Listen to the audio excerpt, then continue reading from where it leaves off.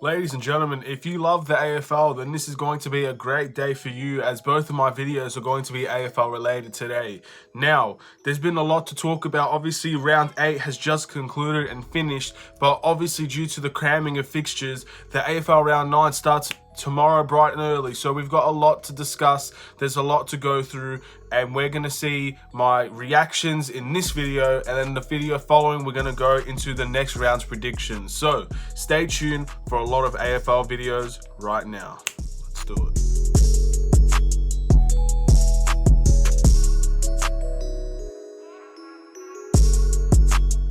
What's up, everybody? It's the Aidan Sports Show. Welcome back to another video. This is going to be an AFL round 8 prediction where I give all of my reactions and results to the games that have happened and occurred over the week from Thursday till Monday, and I will give my reactions and also which teams I got right and which teams I got wrong. Now, if you haven't seen these types of videos before, there is a wins and loss record at the bottom of the screen that indicates how many I've gotten right and how many I've gotten wrong, and I will try to do a summary of all of the events from round 1 to round 8 that I've gotten right and wrong, as we try to add up and see how much more I can get right and wrong throughout the entire season. But before we get started, please like and subscribe to the Aidan Sports Show YouTube channel. Turn notifications on. Let me know in the comments below if your team did win and if your team is currently in the 8. Now, the 8 is getting very, very tight at the moment. Anywhere from 13 to possibly 5th is in jeopardy of falling out. So it's very, very close. AFL is usually very close, to be fair. From 5th to maybe even sometimes second last, there's always a chance, there's always a glimmer of hope. But with the shorter rounds, man, anybody that's out of the top 8 at the moment is kind of going to struggle to get back in there because we don't have the 23 rounds. Most teams are not going to have an advantage over one another. So we're starting to really get the true definition, the true teams that are falling in there. But we also have teams on the outside that are most likely you'd think are looking in, like Richmond, a team that's not necessarily in the 8, but you expect them to be there by the end of the year. So hopefully things go very well for these types of teams. And in the end, let's see what I guessed from this round, right and wrong. The first matchup, Gold Coast Suns versus the Western Bulldogs. Now, if you didn't watch the predictions video, I suggest you go watch that one before you watch this one, because you will see which ones I predict, so you know that I'm not going to be lying when I say I predicted this team and the other team won. You know, all of the predictions that I made are there from last week, and they will be there. They will continue to be there. There's no going back. There's no way that I can lie about these. So I predicted the Western Bulldogs to win, and they won very, very closely, to be fair. Gold Coast, a team that is suffering from injuries. I thought Bulldogs were actually going to go through them and completely destroy them, but that didn't turn out to be the case. Apparently the game was very close for comfort. Gold Coast gave them a very tough fight. Judging by the scoreline, I think both teams gave everything they had, and it was very low scoring.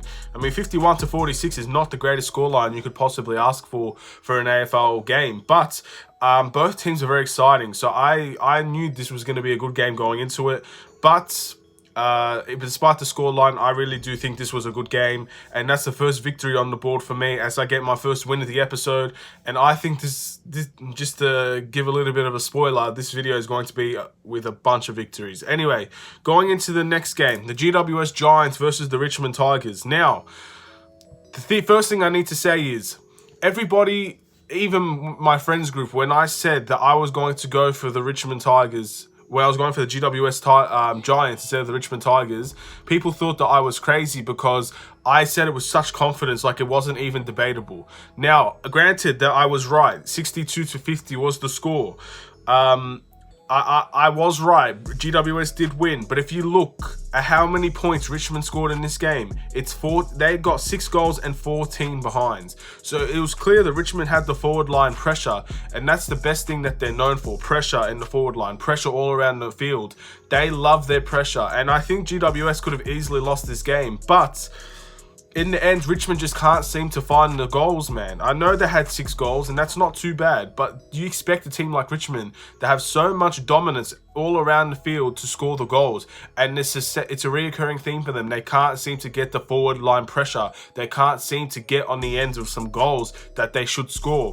And again, it's one of those things where you just look at them and you say they have to get their act together. Otherwise, the top 8 is going to get further and further away. Yes, the Giants are a good side. And I think if it was any other side that they versed and they put up 50 points and they put up 14 behind, they probably would have won the game because they were pressuring them to death pretty much. But despite that, man, it is what it is. And Richmond yet lose another game that they probably... Many of the Richmond fans, probably a lot of people thought that they could have won, but they didn't win. Therefore, they're suffering with another loss here. But that's a victory for me. That's 2. Going into the next game, the Carlton Blues versus North Melbourne. Now, this game... My goodness, this game was a bit weird. It was very weird. Now, it's a close game. I predicted Carlton to win, and Carlton did win, thank goodness. Wasn't for the lack of effort from North Melbourne, but this is the same story that you could say from Richmond to Carlton. If you look at Carlton's goal-scoring opportunities compared to North Melbourne were very clinical, had 9 goals and 3 behinds. Carlton could have easily dominated this game if they converted some of their behinds to goals, because they had 10 behinds and 9 goals. This is what made the difference, really, was the behinds. But they could have easily ran away with this game. And again, I'm not going to go back on what I said against North Melbourne. I said that North Melbourne would have get thumped this game. And I'm not going to go back on what I said. I truly believed if Carlton could kick properly, could kick straight and finish some of their opportunities at goal, then they would have thumped North Melbourne. And I truly believe that. I'm not going back on my word. And I just hope down the line, North Melbourne improve when it comes to actually giving away opportunities, man. They give away too many opportunities, and in the end, 10 behinds and 9 goals, that's 19 shots on goal compared to your 11 or 12. Like, that's not good enough. That is not good enough for a team that is already not playing well. But when you give away 19 shots on goal and nearly all of them are converted, I'm sure there were some that were not converted from a behind or a goal, but they were shots. You have to think about it like that, man. They're giving away too many opportunities, and they're not providing enough opportunities for themselves to go and get a win. If you're going to play with lack of defense, the least you could do is go and attack them offensively and through the midfield. And Carlton, in my opinion, has a very good young midfield, and they're growing together, and that's why they're winning a lot of their games. But anyway, enough about that. I can rant about North Melbourne for a long, long time, because they're a team that either lack effort some days or lack quality others, and I just don't know what to expect from them anymore. Going into the next game, and this was interesting as well, and this is the first loss of the episode. 1 of 2, maybe more. Let's see. Sydney Swans versus the Hawthorn Hawks, I guess you could say. The happy team of Hawthorn that are not so happy at the moment because they lost to the Sydney Swans 60-53. Now, this is very, very sad because Hawthorn have fallen from grace. I remember people saying that they were going to be in the top 4. They were one of the sleepers to being in the top 4. And all of a sudden, they went from top 4 status to not even making the 8, it looks like. They're losing so badly to the teams that should not be losing to. To be fair, Melbourne is a team that probably should be losing to. That's fair enough. But Sydney, not good, man. That is not a good team. Sydney are by far the second worst team in the AFL. But now they've got a win over Hawthorn, and they've got their confidence now, the Swans, and they can go and get more wins. They can, honestly. And again, Hawthorn had 11 behinds this game. The kicking in the AFL this season has been dreadful. I think almost every team has had a poor kicking display. And we'll get to the next game, which will contradict everything I just said, but you have to be realistic here. A lot of the teams cannot seem to kick at goals with good accuracy these days. And the teams that do are often the teams that win. And Sydney had a better kicking percentage at goal than Hawthorn. They had more goals and less behinds. And in the end, that's how you win games in the AFL. You need to kick straight. Some teams might have the same opportunities, but it's all about putting the ball into the goals. And Hawthorn could not do that. We'll talk about Melbourne later. It's going to be the same story there. So that's the first loss for me, and there's going to be another loss in the next one. Port Adelaide versus the Sydney Swans. Now, this game, in my eyes, is a breathtaking game. It's also a breakout game for the St Kilda Saints. It's interesting. I hope I said St Kilda, not Sydney before, but yeah, it's St Kilda. I predicted Port to win, and St Kilda won. Wow. not only did they win, but they had probably the best kicking of goals I've seen all season. 12 goals and 1 behind. That is something that you don't see every day. You don't see a team that only gets 1 behind. And Port Adelaide had 6 goals and 8 behind. Look, St Kilda are a team where we all know that the hype around them. We all know that they've been hyped before the season. They still are hyped now, and they're slowly developing into that team that could seriously go and compete with everybody in the AFL. Beating first on the ladder. Granted, Port Adelaide are not really the team that people expect to be first on the ladder by the end of it, but they beat first on the ladder. And I think that this is a great victory and will help them break out to even more better victories for St Kilda. And they've been a team for a while now that we just didn't know what to expect. We're starting to see exactly what St Kilda's all about. And I love St Kilda. I can't lie to you. St Kilda's one of the more favourite teams that I like to watch.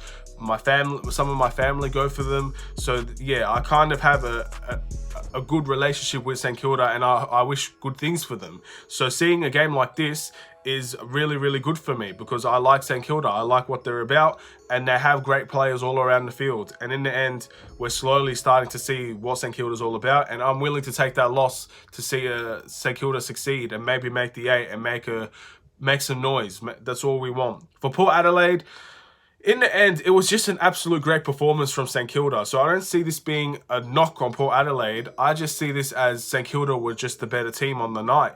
And Port Adelaide will have to go back to the drawing board because they're going to verse another informed team in Melbourne next week, which is a team that they could definitely beat. But in this current form, I see similar things from Melbourne and St Kilda, except that St Kilda won this game and Melbourne didn't win theirs. So it's gonna be very interesting. I'm gonna be looking specifically into that AFL game next week in round 9 between Melbourne and Port. That's gonna be a good one, man. I can honestly tell you. Going into the next match, this was closer than I expected by any stretches of the means. Adelaide's Crows versus the Essendon Bombers. Now, it's still a victory in my books, but I don't really want to accept it, but I'm going to. So Essendon, I predicted to win by a landslide, and it was only a 3-point margin, but Essendon did tough it out. Adelaide have been much improved the last 2 weeks. I think people are not giving them enough credit, me included. I don't give Adelaide any credit for any of their losses or performances, but you have to give credit where it's due. They had a very good performance, and it was for both teams. It was really close. It was an end-to-end game. It was one of the better games of the round, and you love to see games like this. Again, I think Adelaide need to get their win sometime, so it just all depends on who is it going to be. They're getting closer and closer to a victory. So in the end, the teams that are coming in the near future might have to be very careful to not be that first loss. And Essendon have narrowly escaped being the first loss for the Adelaide Crows. Now, again, it all comes down to the kicking percentage. Essendon had 9 goals and 8 behind to Port Adelaide's 8 goals and 11 behind. So in the end, clinical finishing, even if it's not by much, in the end it was only a 3-point margin. Clinical finishing is what kind of kept Essendon above Adelaide. And if Adelaide could convert even one of their goals, they would have won the game.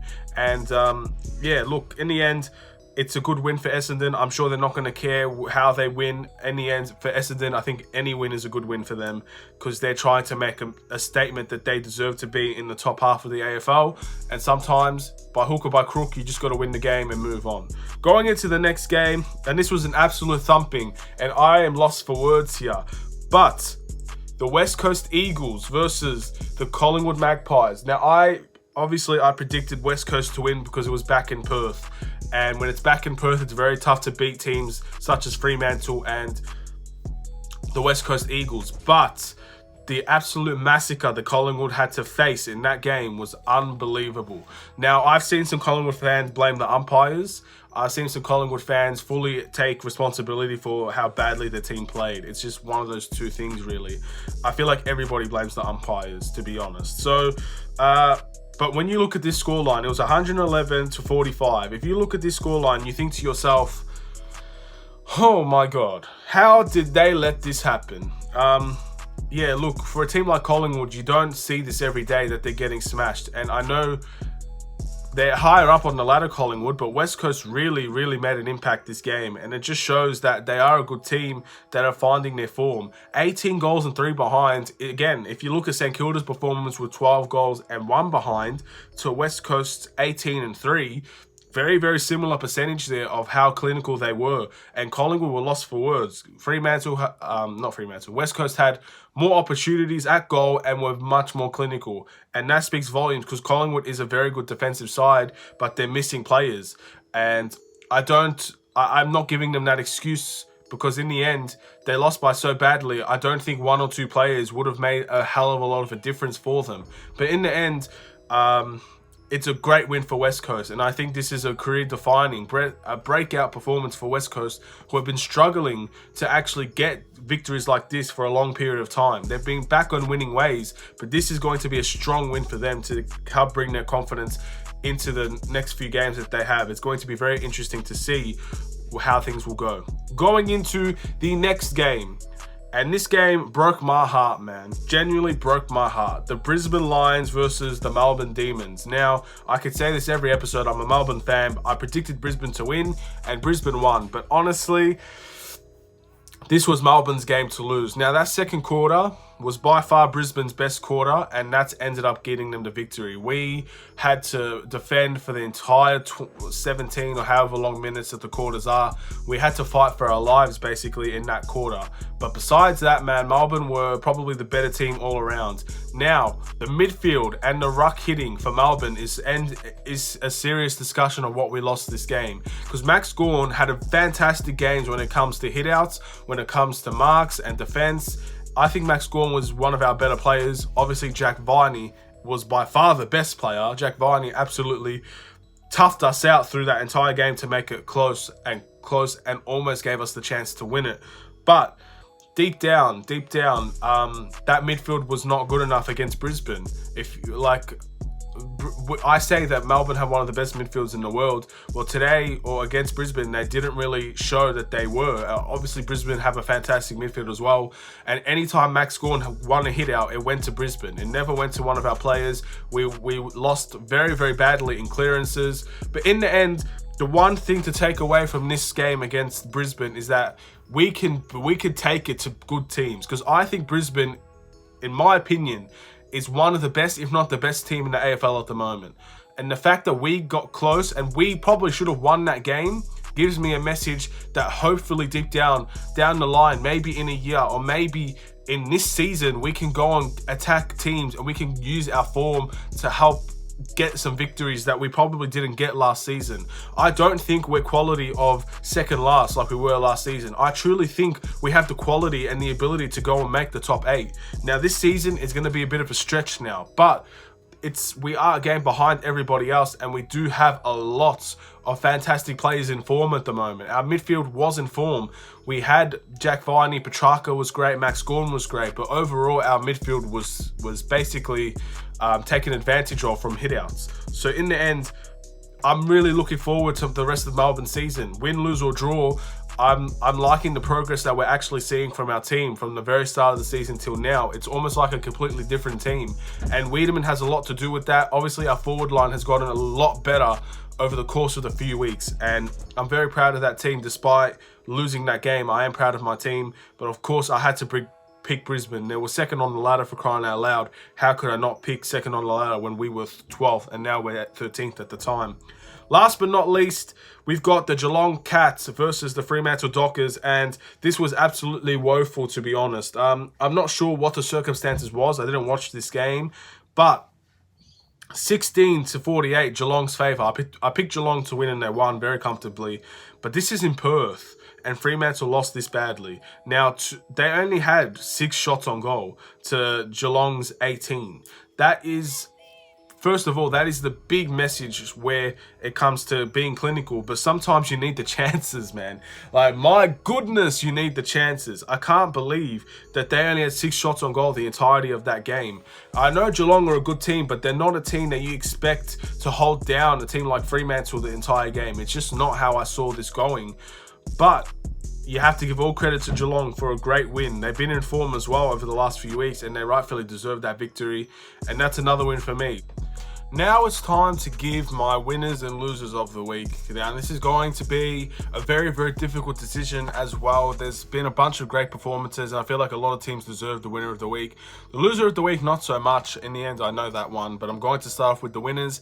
And in my opinion, I know that St Kilda probably deserved this more, but the absolute massacre of West Coast and Collingwood, I think West Coast should win the winners of the week. Now, I know it was a breathtaking performance from St Kilda, but West Coast had 18-3 and they dominated every single play. You expect a team like Collingwood, and I know Port Adelaide's no easy feat, but a team like Collingwood, who will arguably have the best players in the AFL, getting destroyed like that, it's no easy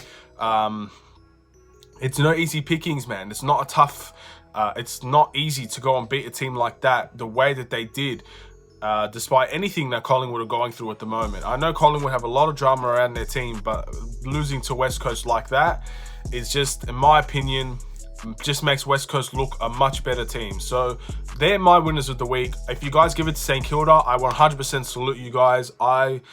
If this was any other round, I would have given it to St Kilda. But I think West Coast probably deserved this just a tad bit more, in my opinion. Now, the losers of the week, you'd probably think it'd be Collingwood, but I'm not going to pick Collingwood. I'm not going to pick Port Adelaide. I'm going to pick Fremantle, because in the end, having 6 shots on goal the entire game, I don't care if it's packeted with rain. I don't care if there's hail. I don't care if the game gets cancelled at halftime. You do not have 6 shots on goal the entire game. In my opinion, that is just woeful, and that's unacceptable for an AFL team. If I had to give Sydney 2 weeks ago, losers, and all these teams that got like 14, 30, 27, if I'm giving it to those teams, the losers of the week, for not getting above 30, then I have to stick to my morals, and Fremantle only got 16, man. That is just not good enough for an AFL team. That's something you'd expect in an under-12s game. And when it comes to professionals, you expect a lot better. So those are the winners and the losers of this week. Let me know in the comments below who your winners and losers of the week are. I wish I could give 2, but I've only stuck with 1 before, and I'm going to stick with 1 again. West Coast winners, Fremantle losers. Both Perth teams as well. Isn't it funny how that works? So overall, that comes up to the end of the round. Now, again, round 9 video should be coming very soon later today, if not very early tomorrow, but probably going to be today. It's going to be interesting to see what is going to happen in round 9 after following round 8. So overall, if you still haven't seen it at the bottom of the screen, it's going to be there still. It is 7 wins for me to 2 losses. I predicted 7 right and 2 wrong. So I believe last week I was 40-24 overall. So if you add those, I should be 47-26. Again, things are getting a lot further away for the positives to the negatives. I feel like I'm getting better at this, but I also feel like the season is starting to make a little bit more sense, which makes it very, very not easy, but easier to predict. And I think that is the quality that I hope to expect from myself, to get at least 7 right, or get a positive result out of every prediction. I don't want to go predicting everything wrong. That's not what I want to make these videos about. But that is going to be the end of this video. Let me know if your team wins. The ladder should be posted right now. That should be the ladder for round 8 going into round 9, which will start tomorrow. It's going to be interesting. The cramming is coming close. So most of the time now, if you're expecting a results video and a predictions video, they will most likely happen in the same day now. Just letting you guys know. So thank you guys for watching. Please like and subscribe if you're new. Have a wonderful and safe day. I'll see you in the round 9 predictions. Take care and peace.